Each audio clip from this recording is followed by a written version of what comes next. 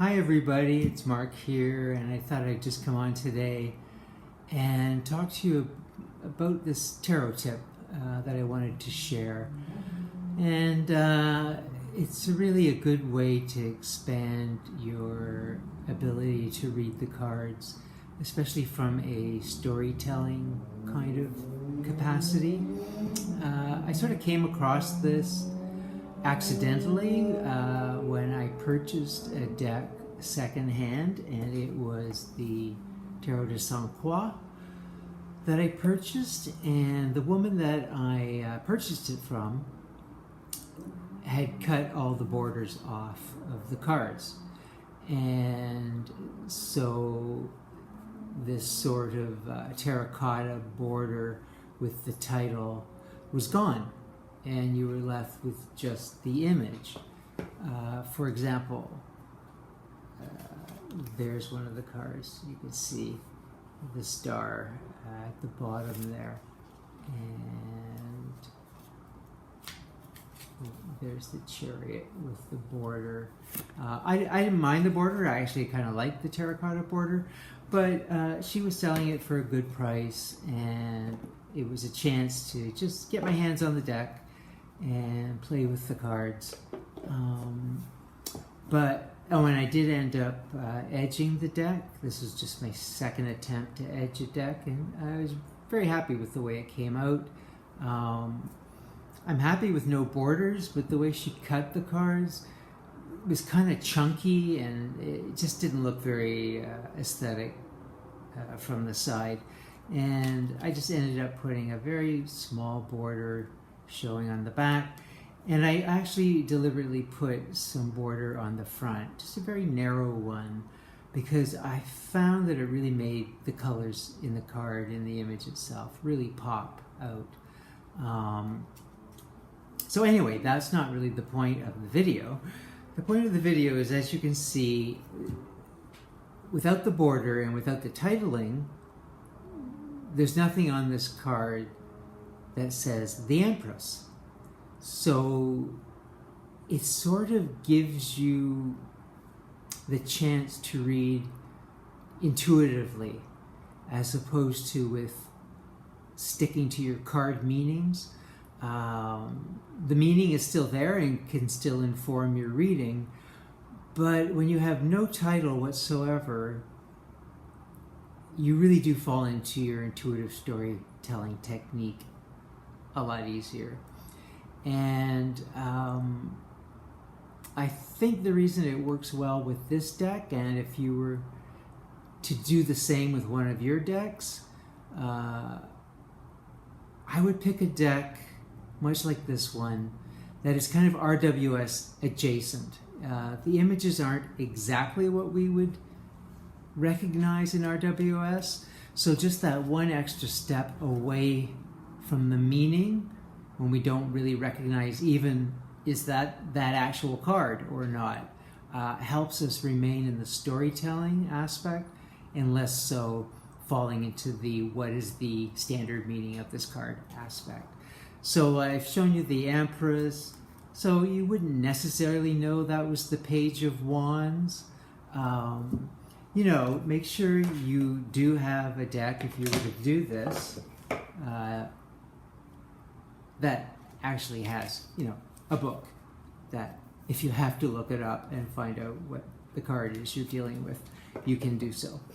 Now, some of the cards in here are a little more traditional, like the Hanged Man, but we have a kind of an interesting take on the moon, and I don't know, maybe that's another card that you can think of.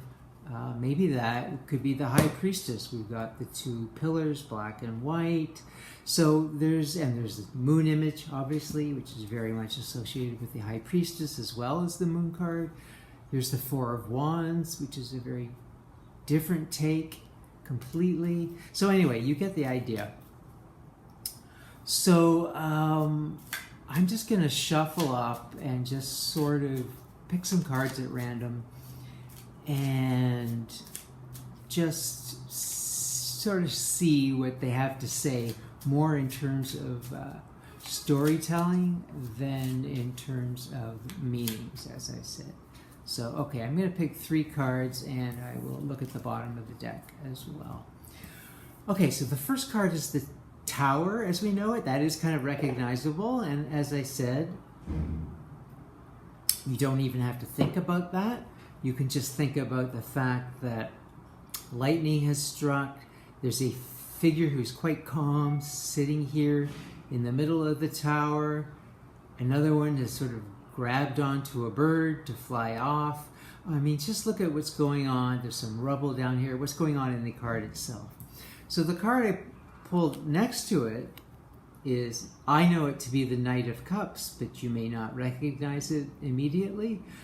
And what I find interesting, if we're going to, again, continue with storytelling, the structure that he is sitting in, or kneeling in, I should say, is very similar to the exterior of that tower. So now we can actually very easily see this figure here as him. So he's been exposed, or he's been locked up, or he's being freed, and he's sending out this cup, which again has to do with love and relationship and seeking love, that type of thing. Now you may see this card as love coming in. I see him as sending that out, but it all depends what your intuition is telling you. So the beginning of the story is someone is isolated, locked up in their tower, and then they are free. They are free to send out a message of love. He's got all these hearts here. He's seeking some kind of human contact. So then the next card I pulled happened to be the Ace of Cups. So now in the story, this cup that he's sending out just becomes the Ace of Cups. And this tidal wave of love comes pouring back to him.